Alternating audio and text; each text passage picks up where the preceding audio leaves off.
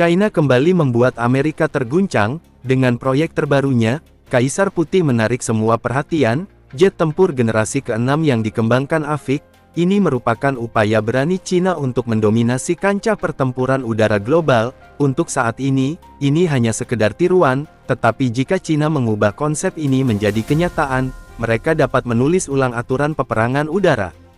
Video kali ini, kita akan mencari tahu, apa keunggulan jet tempur baru milik China ini. Selama bertahun-tahun, China telah mencoba menutup kesenjangan teknologi militer dengan Amerika Serikat. China memulai penelitian awal pada pesawat generasi ke-6, pada tahun 2010-an, dengan rencana untuk menambahkannya ke armadanya pada tahun 2013. Dengan pesawat tempur Kaisar Putih, China memberi isyarat bahwa ia ingin mendominasi langit. Hal ini dapat meningkatkan kemampuan tempur udara China secara signifikan, berpotensi menyaingi atau bahkan melampaui Amerika Serikat dan sekutunya. Dengan teknologi canggihnya, negara ini mungkin juga dapat memperluas pengaruhnya ke luar angkasa, memberinya keuntungan krusial dan peperangan berbasis luar angkasa di masa depan.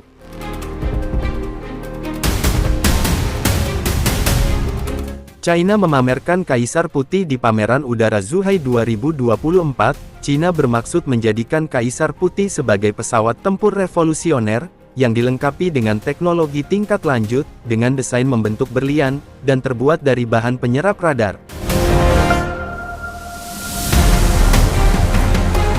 Jet ini hampir tidak terlihat oleh radar musuh, dan Kaisar Putih ini dibuat dengan mesin baru yang kuat, agar dapat menangani ketinggian ekstrim dan kecepatan gila.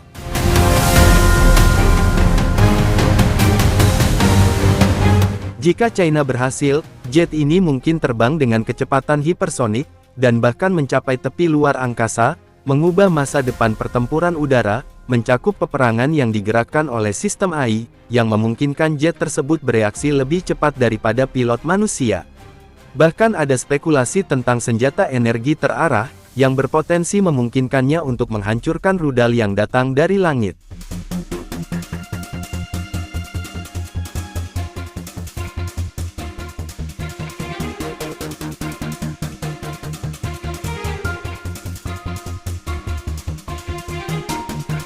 Dirancang untuk beroperasi baik berawak maupun tak berawar, ia dapat menjadi mesin perang fleksibel, yang mampu beradaptasi dengan tujuan misi yang berbeda-beda.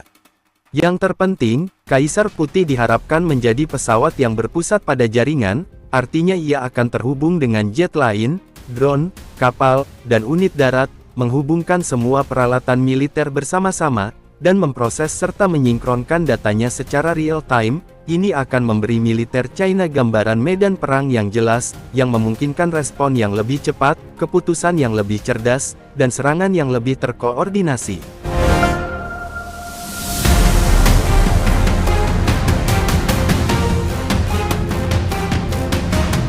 Kaisar Putih juga dapat bertindak seperti satelit militer untuk peperangan luar angkasa. Kemampuan peluncurannya yang cepat akan memungkinkan China menyebarkannya ke luar angkasa dengan cepat, meningkatkan pengaruhnya di orbit dan memberinya keunggulan dalam operasi luar angkasa.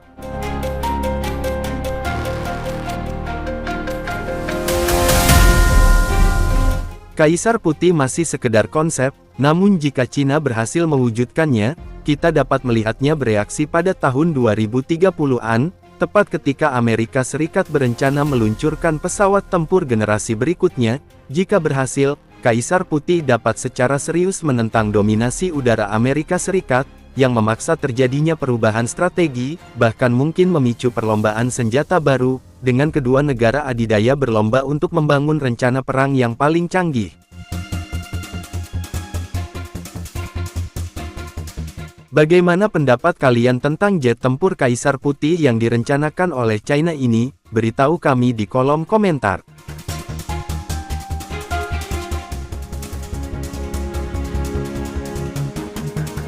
Setelah kita membahas jet tempur generasi ke-6 China tadi, Mimin ingin mengajak kalian untuk melihat peternakan angsa, yang khusus membesarkan hati angsa. Mencari tahu untuk apa para peternak ini membesarkan hati angsa.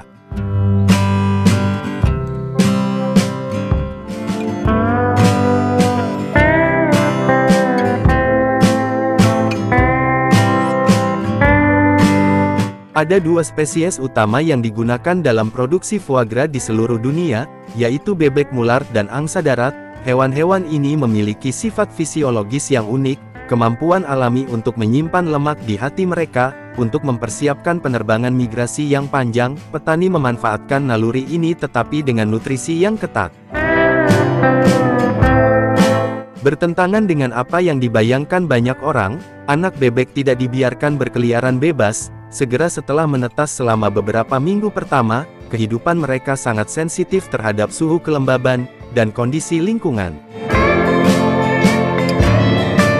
Setelah angsa-angsa tersebut dibesarkan di lingkungan yang alami dan tenang, mereka tinggal di luar ruangan di tempat terbuka, di mana mereka dapat berjalan-jalan, makan rumput dan berinteraksi satu sama lain. Ini membantu mereka menumbuhkan otot yang kuat dan tetap sehat. Selama waktu ini mereka makan makanan sederhana, berupa rumput segar, biji-bijian seperti jagung, gandum dan air bersih.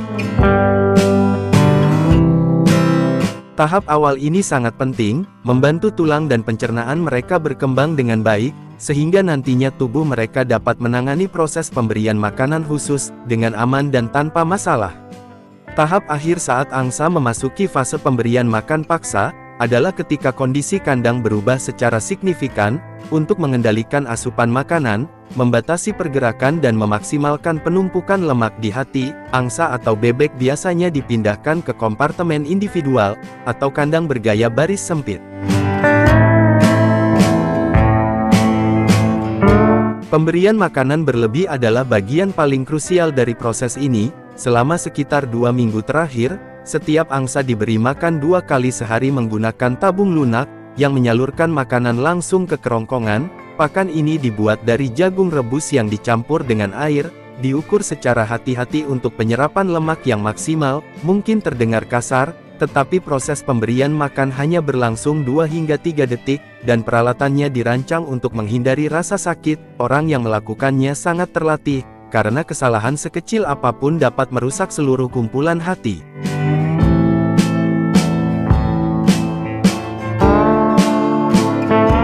Hanya dalam waktu sekitar 15 hari, hati angsa tumbuh dari 120 gram menjadi 500-600 gram, sekitar 5 hingga 6 kali ukuran normalnya.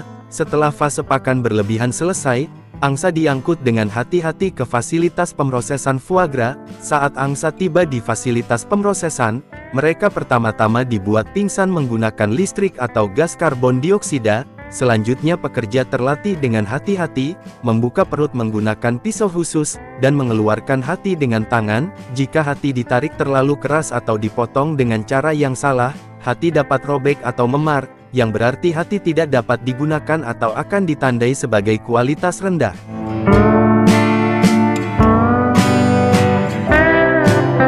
Segera setelah dikeluarkan, hati diletakkan di atas nampan baja tahan karat yang didinginkan, dan dibawa ke ruang penyortiran. Para pekerja terampil mengklasifikasikan hati berdasarkan berat, kandungan lemak, tekstur dan kehalusan. Hati terbaik yang diklasifikasikan sebagai kelas A, digunakan untuk membuat foie gras hati utuh, sedangkan kelas B dan C disediakan untuk membuat pate mousse, atau produk foie gras kalengan. Hati yang dinilai B atau C, meskipun tidak sempurna dalam penampilan, masih kaya akan rasa dan digunakan untuk membuat foie gras kalengan. Hatinya dibumbui dengan garam, merica, dan kadang-kadang sedikit brandy atau minuman beralkohol lainnya, untuk meningkatkan aromanya. Setelah dibumbui, hati digiling halus, dan dikemas dalam kaleng-kaleng kecil. Setiap kaleng diisi dengan berat yang tepat.